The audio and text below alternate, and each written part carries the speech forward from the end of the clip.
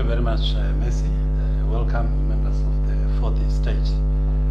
As has already been introduced, to my immediate right, to my right is Commissioner Noma Kwere, and to my left is Commissioner Dr. Tinashe Rukuni, and they will be together with us during this interface with the media. We seek to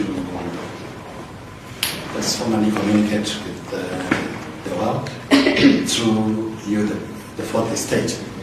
And today it's a very exciting day for us as a commission, because we had a very interesting discourse with one of the invited guests. The commission saw it fit to invite eminent persons, sons and daughters of Zimbabwe, Thank you very much, share notes and compare their knowledge and share their knowledge with us as a commission. So, as you know, the mandate of the commission is clearly set out in section 252 of the Constitution of Zimbabwe.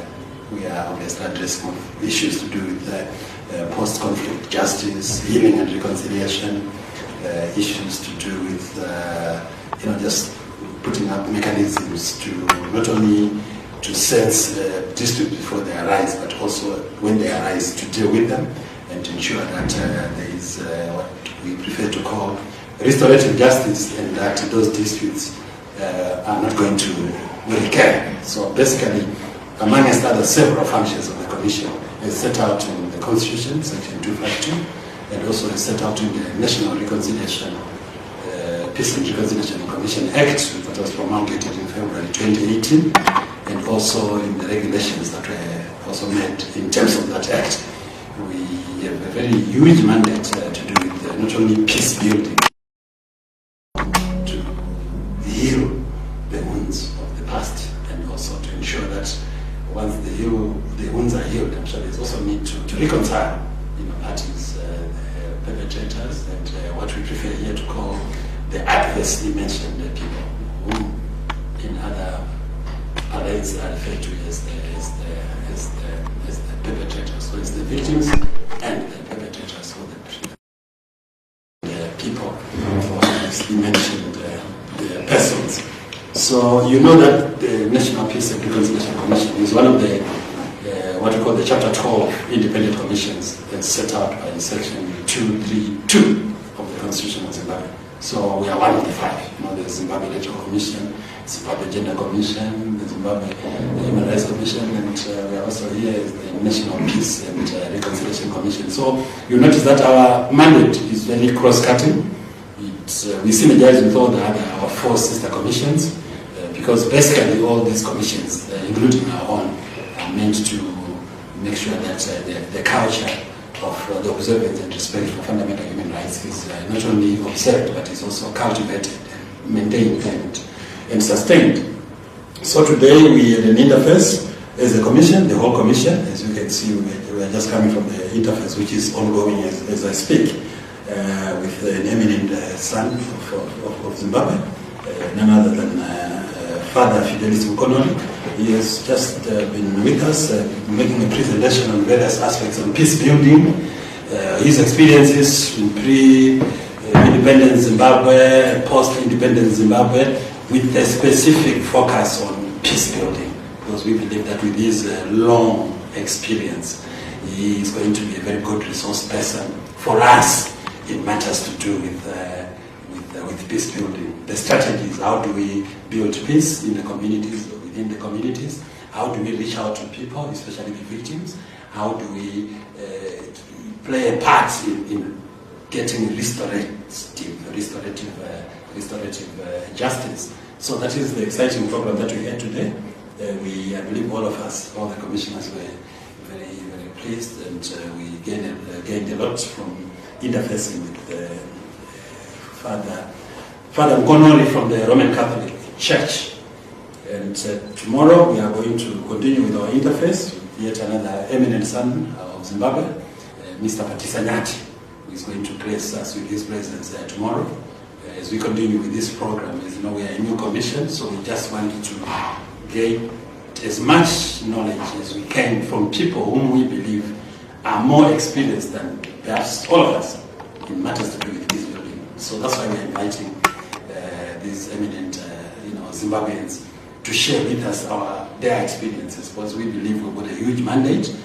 After being sworn in, the president gave us what I might want to call, in terms of the law, a mandate to say, look, now that you've been sworn in, you know your duties in terms of section 252 of the Constitution. Go out there and work, and then we'll shine.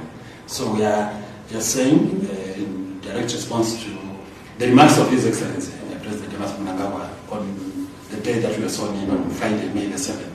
We are now, as you can see, we are there, we are working, we are trying, we are going to try our best. We have got eminent sons and daughters forming the commission with various experiences coming from civil society, very experienced, that's Commissioner Gware.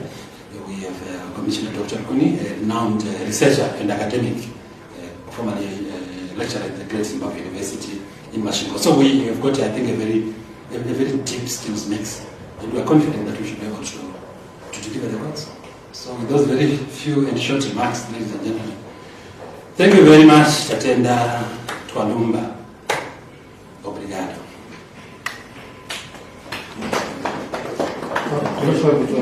Question, please. Oh yes, we'll take a few questions, yes. Okay. You mentioned that you are a new commission, right, and you are still getting the gist of what you're supposed to do. Well, there's an issue that has been pending in Zimbabwe, the issue of Kukura. As a new commission, can you highlight your particular issue? Oh, I actually saw that question coming. The issue of Kukura is one of several other issues on the agenda of the commission. I know maybe you raise the issue of Kukura maybe because it is the most, I believe, the most talked about perhaps, the most written about each time I go to social media or even mainstream media. When people talk or write about the NPRC, number one topic is Kukura. Yes, we are dealing with that, and I'm happy that we have actually, I think, come on board at a very exciting time. The Second Republic has set its goals very clearly in terms of the National Development Strategy 1.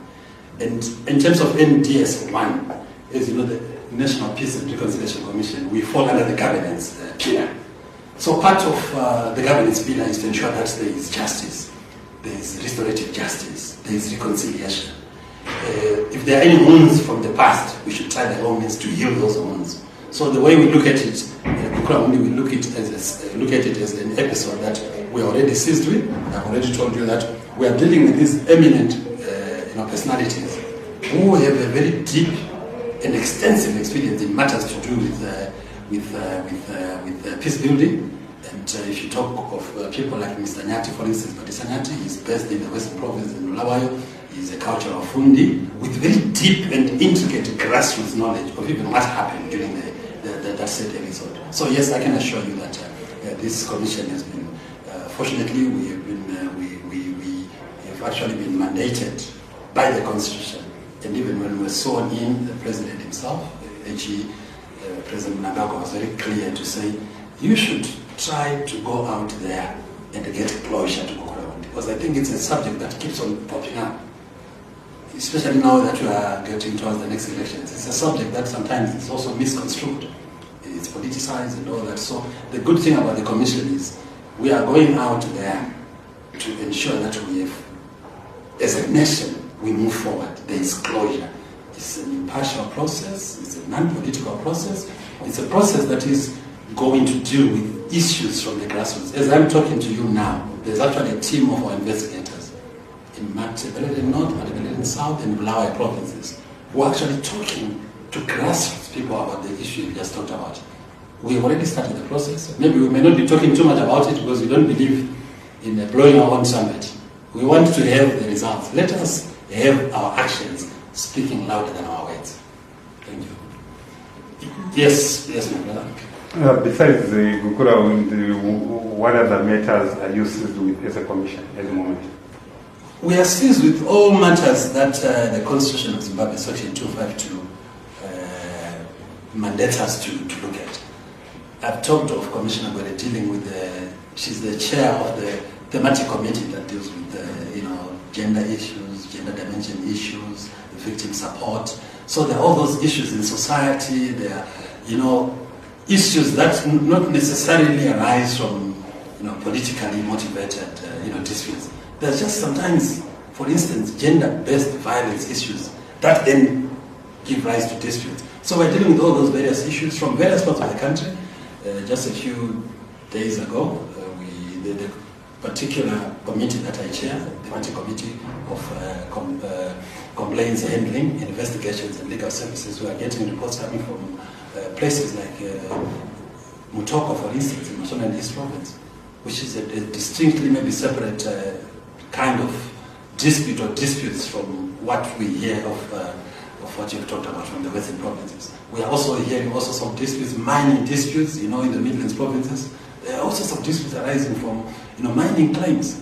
Some people you have an offer letter, you have a farm, you have been allocated in terms of the land farm program. Someone comes, they are bringing a certificate to say, I've been authorized by the law, the Mines and Minerals Act, to work on this claim on your mine and on your farm. And then they say, no, but this is my farm. So there are all those issues that we are looking at, and I'm sure we might have heard that there are even moves to say, why does the Mines and Minerals Act remain the way it is? It should be amended so that we avoid, because we've got numerous disputes, mining disputes out there, Komindao.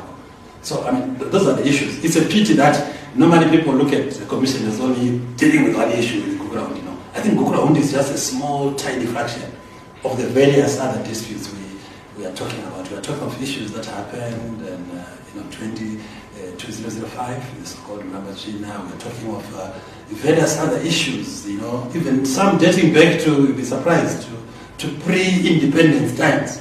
People would say that we were taken away from our ancestral land in Musana and dumped somewhere in Gutu or in Chibi, for instance. We want to be restored to ancestral lands, and they come to us. So there are several disputes. I think let's be fair. Let's give one is only men to also the ladies. But anyway, I'll hear from you. Not far away from this building, that is Mbare. Yes, Mbare. There are demolitions that are ongoing. In relation to peace building, it creates divisions. What is the commission going to do with regards to those issues, demolition?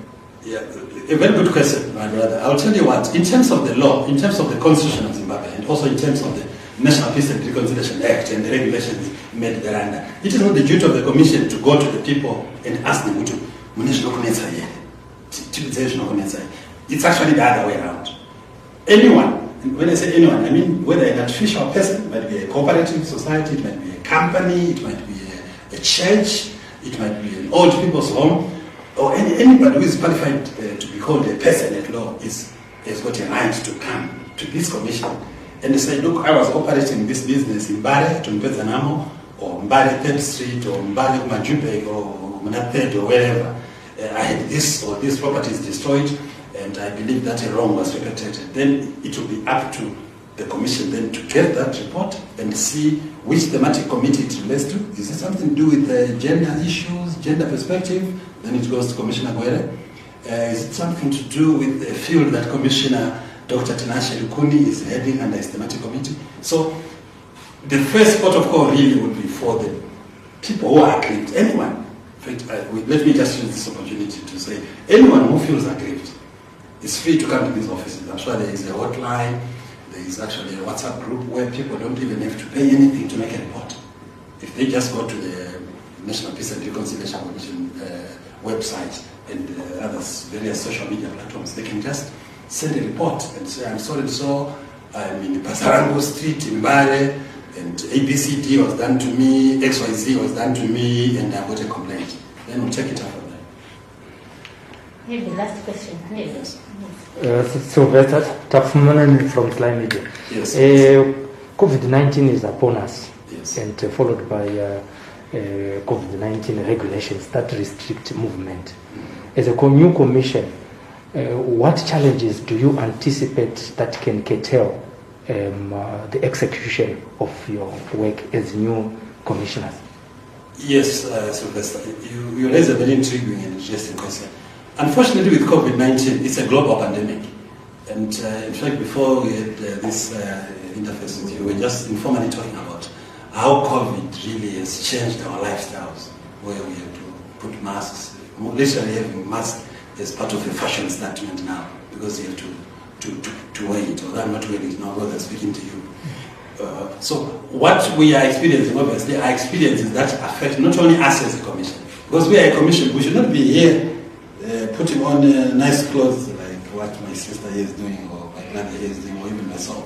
We should be out there in the field with the people, talking to them, making follow-ups on their issues, and obviously we will then be affected by COVID. So you are not going to have gatherings of more than 30 people. You are not going to maybe to some areas there. I think they are localized lockdowns, isn't it? I think in numerous parts of Marsh and West, I'm told Kariba, Chinhoi, the Lionsden area, Makonde, Urungwe, and all that. So obviously that is going to affect us. But the good thing is that our operations I don't believe they are not going to be totally derailed. Because the teams we have, I've told you of teams that are already in Mat South and Flower, as we speak. They started 21st of yesterday, isn't it? So they are there from the 21st of June to this Friday, the 25th of June. I think they're just about five officers on the ground. So because they are within the limit of the COVID regulations, that should not be a problem. And when they talk to communities, they just make sure that they don't address any communities who will be numbering more than 30 at any particular number. So we just make sure we comply with the prevailing COVID-19 regulations as promulgated by our government, because we are a constitutional body. The last thing we want to do is to breach the law. Thank you very much, ladies and gentlemen. And let me once again say we look forward to having a fruitful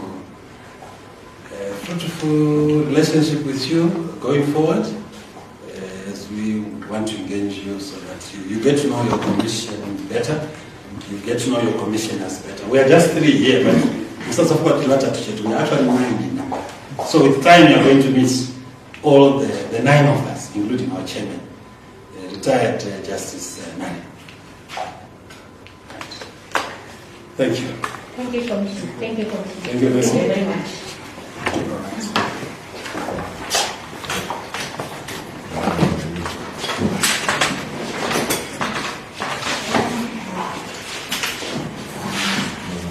I hope we didn't delay you too much. It's too much. It's too much by your standards.